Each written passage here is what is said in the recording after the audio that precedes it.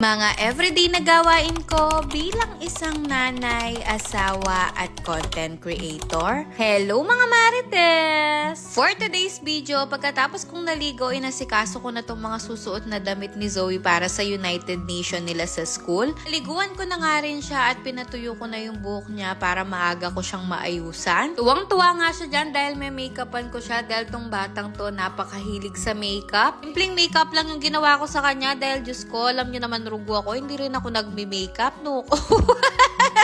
Pati nga sa pagkikilay at paglalagay ng blush on, hindi rin ako marunong dahil alam niyo naman, pulbot lip tint lang rugo ako. Pagkatapos ko nga siyang make-upan, pinasuot ko na tong damit niya at talaga namang napakasaya niya. Mukha na daw siyang princess. Habang ang pinapasuot ko sa kanya tong pakpak na butterfly, sinasabi niya dyan na birthday niya daw at maganda siya ngayong araw. Napakababaw lang talaga ng kaligayaan ni Zoe at sa tuwing nakaayos siya, lagi niya sinasabi na birthday niya. O, buti na nga lang talaga sa tuwing sinasabi niyang birthday niya, hindi siya rugo naghahanap ng cake. Fast forward, pagkatapos ko siyang ayusan at bisan, bumiyahe na kami papuntang school at dito na nga ako sa sasakyan nag-ayos. Naglagay lang ako ng konting cream dyan at lipstick para naman kahit papano magmukha rugo tayong tao. O, mahirap na, baka isipin rugo nila, chimi ako ni Zoe. Diyos ko, Marites, wala pa rin talagang pagbabago. Late na naman kami. Diyos ko, ang aga ko na nga nag-prepare at nag-ayos. Na late pa rin kami, nuko.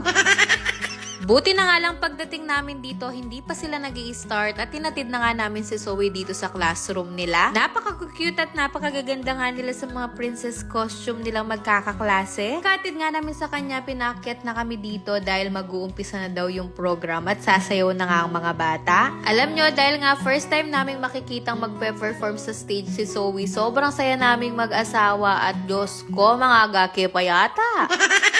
Nuko Marites, wag kang iiyak, mabubura yung foundation mo.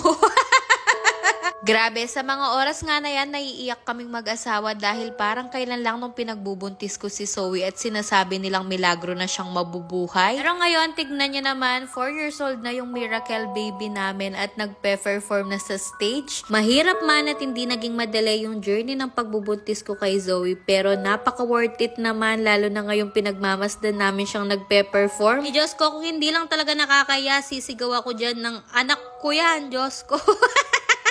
Tignan nyo naman kung gaano ka-proud yung mga ibang magulang habang pinapanood at binibidyoan nilang nagpe-perform yung mga anak nila. Dahil nga first time namin mag-attend sa mga ganito, napakasarap pala sa pakiramdam. Katapos nga mag-perform nila Zoe, pinuntahan namin siya sa classroom nila at talaga namang napakasaya ng anak ko. Pati nga yung baby namin sa tummy ko, talaga namang kinikis niya pa sa sobrang saya niya. Ibida niya nga sa amin na nag-dance-dance daw siya sa stage at napakaraming tao. Talaga namang sobrang proud na proud kami mag-asawa sa kanya. Balik na nga kami sa taas at nag-text nga yung advisor niya at nagugutom nga si Zoe kaya bumalik kami dito sa classroom para pagdala siya ng snacks. Ayaw niya nga kaming paalisin dyan at gusto niya pumasok kami sa loob ng classroom at buti na lang pinayagan kami ng mga teachers at pinapasok kaming mga magulang. Grabe, gutom na gutom nga yung miracle baby namin at talaga namang huhaw na huhaw siya. Alam niyo, sa mga oras na yan, habang pinagmamasdan at binibidyoan ko tong anak ko, sobrang proud na proud ako sa kanya.